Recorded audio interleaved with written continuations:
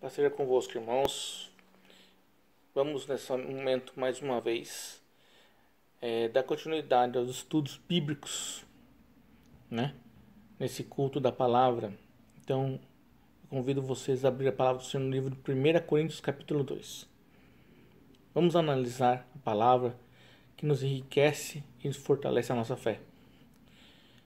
Oremos. Pai querido, dou-te graças, Senhor, por mais esse momento em que podemos estar na tua presença, Senhor, ó Pai, recebendo do Senhor a elucidação da tua palavra. Teu Espírito Santo fale ao nosso coração.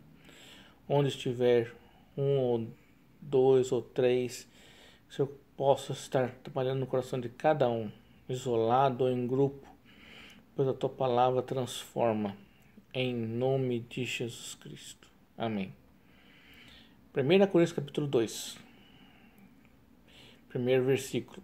E eu, irmãos, quando fui ter convosco, anunciando-vos o testemunho de Deus, não fui com sublimidade de palavra ou de sabedoria.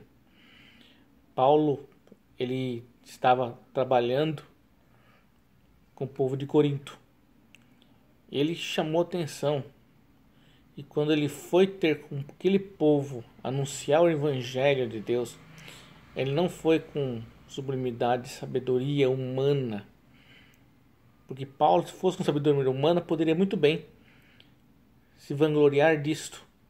Mas ele deixou bem claro que quando ele foi anunciar a Cristo, ele não se preocupou em ter palavras de grande teor, de grande valor perante as pessoas mais ilustres, né? Mas ele foi com palavras de sabedoria em Cristo Jesus. Versículo 2. Porque nada me propôs saber entre vós, senão a Jesus Cristo e esse crucificado. O que importava para Paulo é que o povo realmente recebesse a pessoa de Jesus Cristo e aquele que estava crucificado, ou seja, aquele que havia se entregue, que não se vangloriou em nada em si próprio, que buscou a vontade do Pai, porque a vontade do Pai era que ele fosse levado como ovelha muda ao matadouro para que morresse pelos nossos pecados. Então ele se esvaziou de si próprio, fez a obra e obedeceu a toda a vontade do Pai, até a morte e morte de cruz. Versículo 3. E eu estive convosco em fraqueza e em temor e em grande temor. E a minha palavra e a minha pregação não consistiam em palavras persuasivas em sabedoria humana. Novamente, ele não falava de si próprio, que ele era uma pessoa eloquente. Tem pessoas que buscam palavreados bonitos, maneiras bonitas de falar. Mas quando nós queremos que o Espírito Santo é aquele que vai agir nas pessoas, claro, temos que saber transmitir aquilo que a língua pede. Mas Paulo falava, mas em demonstração de espírito e de poder.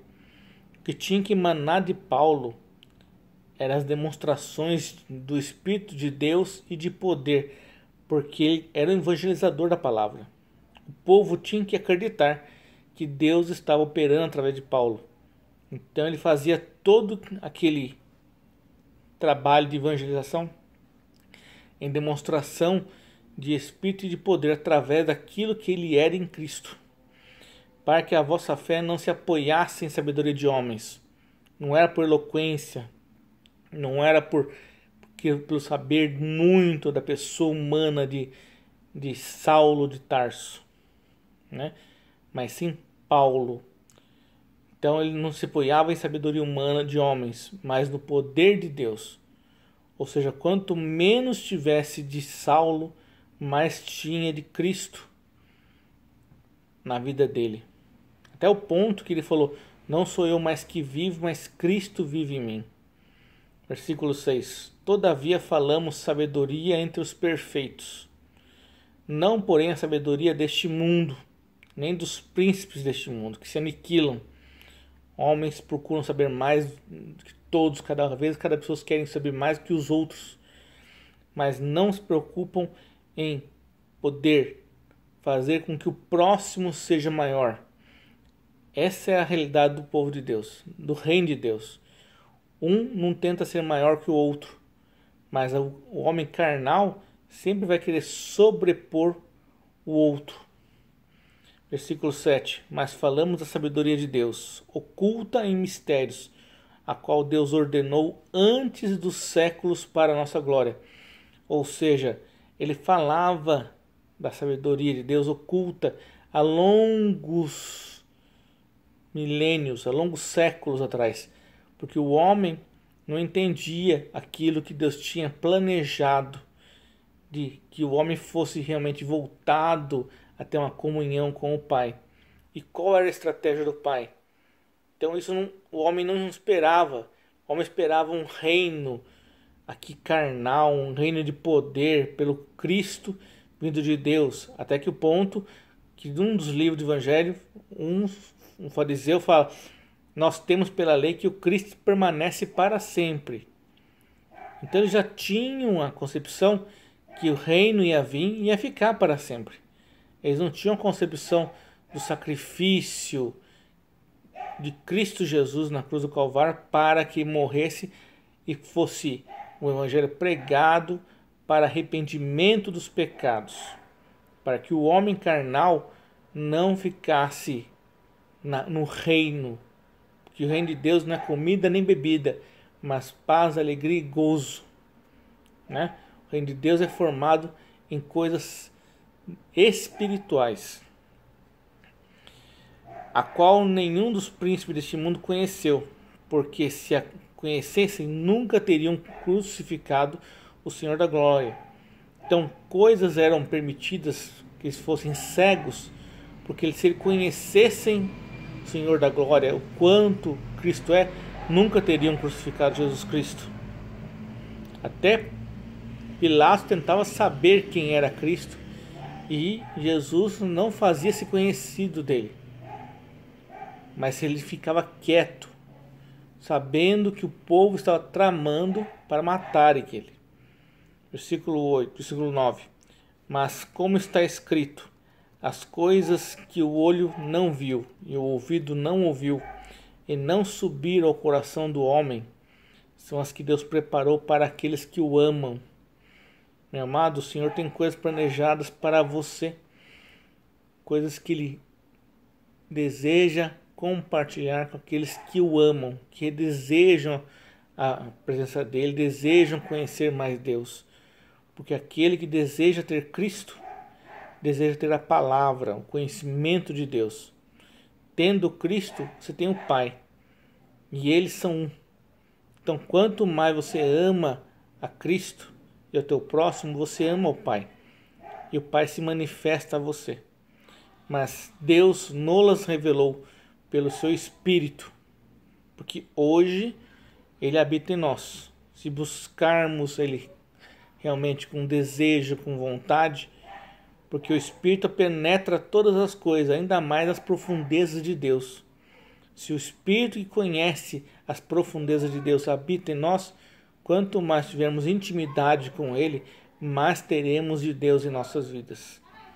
Porque qual dos homens sabe as coisas do homem, senão o Espírito do homem que nele está? Assim também, ninguém sabe as coisas de Deus, senão o Espírito de Deus. Mas nós não recebemos o Espírito do mundo. Então, Paulo estava colocando, eu não estou recebendo o Espírito do mundo. Tem pessoas que sim, recebem diariamente o Espírito do mundo, que não aceitam, não se negam, não se esvaziam. Porque aquele que se alimenta das coisas da carne, a tendência é da carne. Mas aquele que se alimenta das coisas do Espírito, se alimenta e se enche das coisas do Espírito, né? Voltando à palavra, mas nós não recebemos o Espírito do mundo, mas o Espírito que provém de Deus, para que pudéssemos conhecer o que nos é dado gratuitamente. Ora, Jesus Cristo veio pela graça, morreu, se fez homem, ressuscitou para que pudéssemos novamente ser ressuscitados. E tudo que Ele tem nos é dado gratuitamente. Só que não é dado se você ficar assim. Pensa, porque só você aceitou Cristo, vai receber tudo só com braços cruzados. Não é assim que funciona. Você tem que buscar, tem que ter esse momento, tem que querer, desejar. E daí, mais será revelado para você pelo seu desejo, pela sua fome. Assim como suspira a corça pelas águas, por ti suspira a minha alma. Assim o salmista falou da vontade dele para com Deus. E é assim que tem que ser a nossa vida por Deus. As quais também falamos não com palavras de sabedoria humana, ensina, mas com o que o Espírito Santo ensina, comparando as coisas espirituais com espirituais. Você não compara espiritual com carnal. Jesus usava parábolas para exemplificar coisas tipificadas no Espírito para que o homem pudesse ter algum conhecimento. Mas mesmo assim, sendo em parábola, as pessoas não tinham conhecimento, não conseguiam decifrar ou ter conhecimento. Prova disso que muitas vezes os discípulos chegavam para Jesus Cristo: Senhor, explica-nos a parábola. Eles não conseguiam, porque as coisas espirituais não se discernem carnalmente. Você tem que ter o Espírito Santo agindo na sua vida, abrindo a tua mente, dando, o conhecimento, dando discernimento. Daí você começa a navegar pelo oceano do conhecimento de Deus. Ora, o homem natural não compreende as coisas do Espírito de Deus, porque lhe parecem loucura. Não entende e não pode entendê-las, porque elas se discernem espiritualmente. Mas o que é espiritual discerne bem tudo, e ele de ninguém é discernido. Porque quem conheceu a mente do Senhor para que possa instruí-lo? Ninguém conheceu a mente de Deus. Mas Paulo fala: mas nós temos a mente de Cristo. Porque se Cristo está em você, você deseja constantemente buscar, conhecer e se alimentar da palavra, o seu modo de pensar, o seu amor pela palavra, o seu modo de agir, o seu modo de pensar, tudo vai sendo mudado gradativamente. E a sua mente, ela vai sendo transformada, assim como diz em Romanos: renovai-vos a vossa mente. Que sejam transformadas a sua mente constantemente pelas palavras que saem da boca do seu Deus. Renove a sua mente com as coisas do Espírito. Não deixe para lá aquilo que o Senhor deseja trazer para você diariamente. Tenha uma paixão pela palavra do Senhor, para que possa realmente fortificar a tua fé. Se você não tiver amor pela palavra, como que a sua fé vai ser acrescentada? Porque todo mundo recebe a fé na medida. Agora você tem que dar o crescimento. Como você tem o crescimento?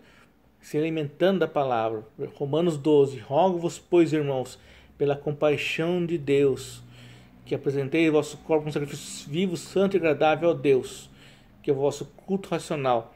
E não se conformeis com este mundo, mas sede transformado pela renovação do vosso entendimento, para que experimenteis qual seja a boa, agradável e perfeita vontade de Deus. Para você ter o melhor de Deus na sua vida, você tem que transformar a sua vida, seu modo de pensar, seu modo de agir. Senão você não vai receber o que é bom, agradável e perfeito da vontade de Deus. Meus amados, Deus abençoe vocês. Abençoe tua vida, tua casa, e sejam renovados diariamente pela palavra, em nome de Jesus Cristo.